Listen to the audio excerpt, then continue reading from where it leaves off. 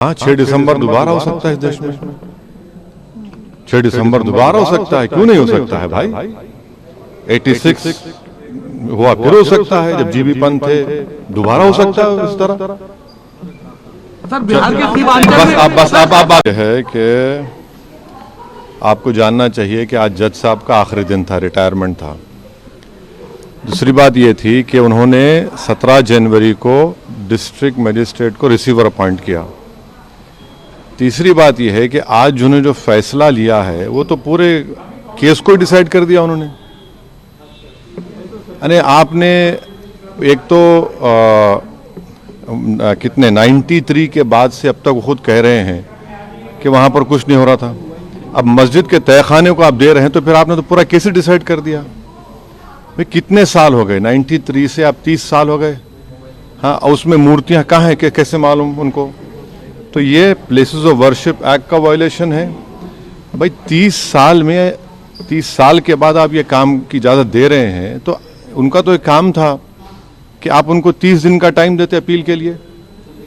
आप कहते हैं कि 7 दिन में पूरा निकाल दो, ग्रिल्स निकाल दो और आप इजाज़त दे दिए।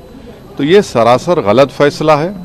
और आखिरी बात यह है कि नरेंद्र मोदी की सरकार जब तक अपनी खामोशी को तोड़ेगी नहीं और साफ तौर पे कहेगी नहीं कि हम प्लेसेस ऑफ वर्शिप एक्ट के ऊपर स्टैंड बाय करते हैं, ये पूरे तनाज़े चलते रहेंगे। और मैं फिर से कह रहा हूं कि जब बाबरी मस्जिद का टाइटल सूट का जजमेंट आया था, मैंने जिस एप्रीहेंशन का इजहार किया था कि वो फैसला यकीनन सुप्रीम कोर्ट हमारा आखिरी कोर्ट, हम इज्जत करते हैं, मगर फेद की बुनियाद पर आने से ये तमाम चीज़ें खुल रही हैं।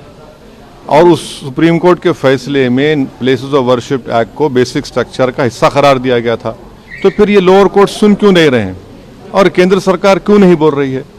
अब देखना यह है कि अब इंतज़ामिया कमेटी शायद इलाहाबाद हाई कोर्ट में अब इस जजमेंट गलत फैसले खिलाफ अपील करेगी।